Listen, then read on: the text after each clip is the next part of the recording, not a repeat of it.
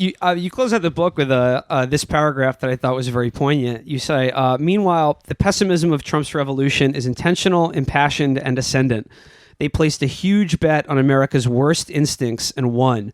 And the first order of business will be to wipe out a national idea in which they never believed. Welcome to the end of the dream.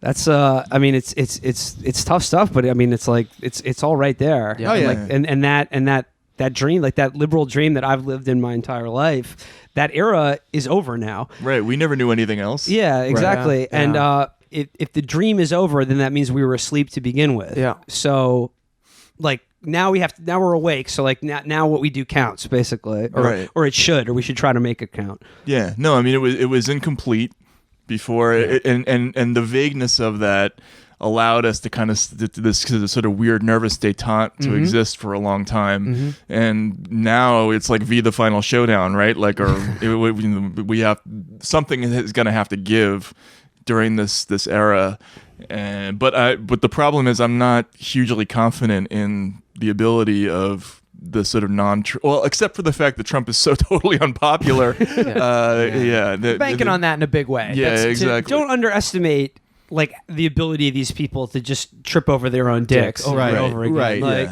And I think there are some like there are some encouraging signs. Like it's encouraging that millions of normies went out and hit the streets, and if they do it again, fucking great.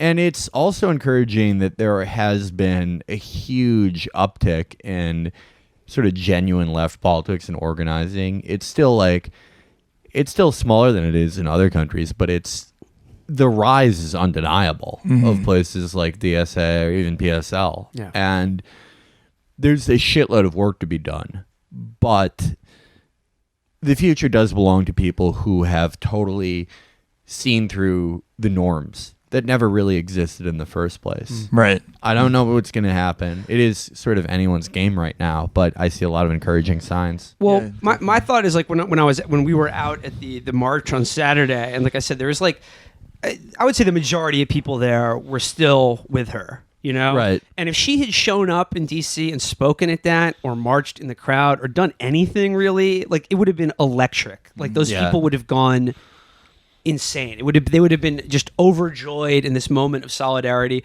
Of course she didn't.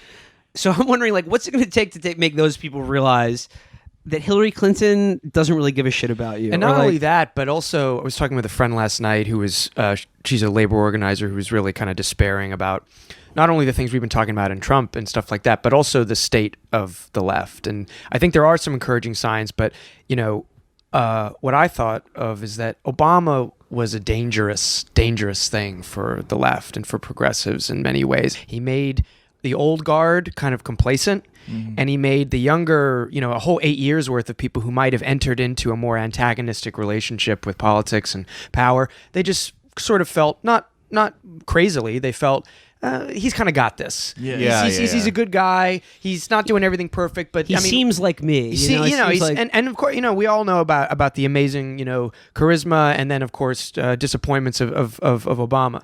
But that left everybody wide open to suddenly confront what it's like to feel like I need to get fucking involved immediately. Because there was not that urgency under Obama. Right. And now there's no greater emergency for those same types of people with Trump in power. It was there for Obama's campaign. Like there's this huge swell of energy right coming there. Out of Bush. Yeah, exactly. And now that has to reappear again, but it has to find a better vessel this time around. Well, Matt, another point you make in the book is that also like this idea of the Obama coalition was something that you and myself as well like put probably undue faith in. The fact that look, America, we've elected now a black president twice. His name is Barack Hussein Obama. Like, isn't that weird? We've done it twice. Like, so like this is just going to keep going. And I feel like there's this sort of pattern in American history. Actually, I believe John Dolan wrote this about the first Reagan administration, is this sense where like after like a decade or so, people just sort of think that like all these old, like these Ralph Steadman caricatures, like they're extinct. They've all gone away, but they just keep coming back. Right. These sort of like crew cut, fat necked, like hick fascists. They're still there. And like they just keep coming back. Dude, Ed Meese served on the transition team this year. My God. Did he really? Yes, he did. My God, I thought he was dead 50 times Yeah. between. No, well, He's pure, never gonna he's die. pure evil, so he's probably Yeah. going to live to be 100. Yeah. Like, there we go.